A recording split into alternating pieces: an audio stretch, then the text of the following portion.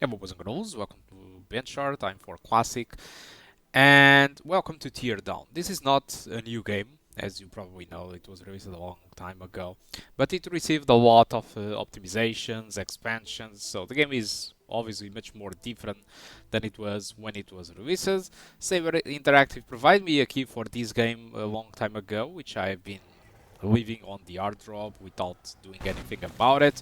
So I decided to accept it since I'm a little bit motivated with YouTube lately, as you can probably tell. I've been got back to the videos recently, and so I decided to take this game for a spin and see how it performs on a Ryzen 5 3600X and a GTX 1650 Super. So, contrary to the majority of the games nowadays, VRAM is not an issue.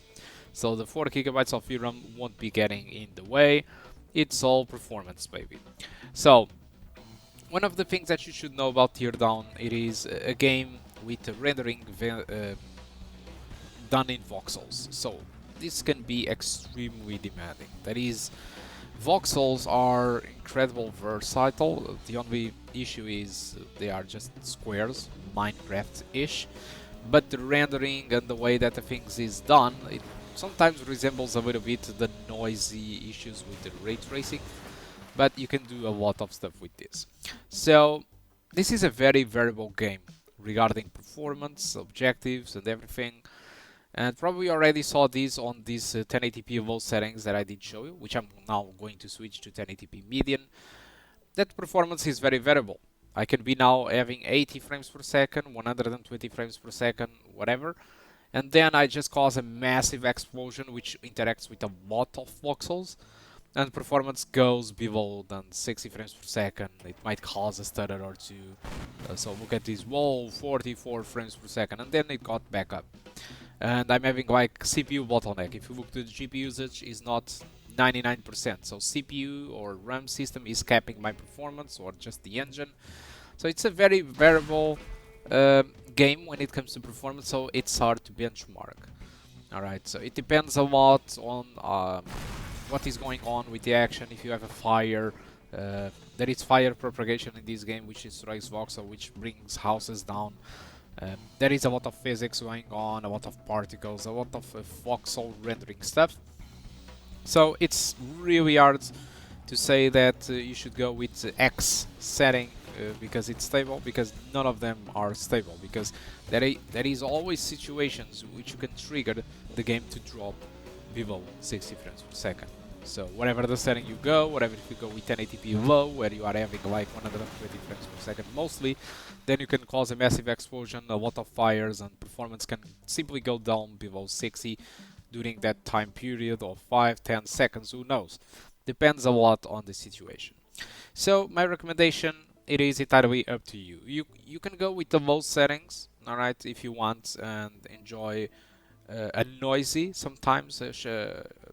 The shadows are a little bit noisy on the low settings. You can have a lack of volumetric lighting on the low settings. If you can play with that limitation, which is really not great. It is just noisy shadows and volumetric lighting, it is cut off. If you can play like that, which I think it's pretty doable, because I mean we are not in this game for the graphics, because everything is not just squares. Then you can expect the best performance possible. You won't be having any issues of targeting 60 frames per second, aside from those special occasions. Now, my recommendation for median, it is because that median brings volumetric lighting, which looks awesome, and the shadows are much more defined. I also enabled all the post-processing effects, which it's a matter of a taste. They don't really impact much of the performance. So the median settings provides a very good balance. It's not that the high settings runs bad, no, it runs absolutely fine, but obviously it is much more easier to drop the frame rate down when you are on high than when you are on median. So median settings, I think it is okay-ish visually, and performance is very balanced. So median settings being median settings, the best performance quality buck for the majority of the people. As for the high settings, well, it's really up to you. Now, when it comes to other resolutions, 1440p low settings provides a good performance overall above 60.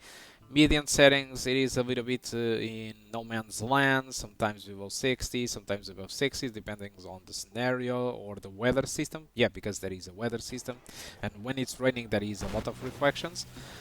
The eye settings starts to be a little bit clumsy.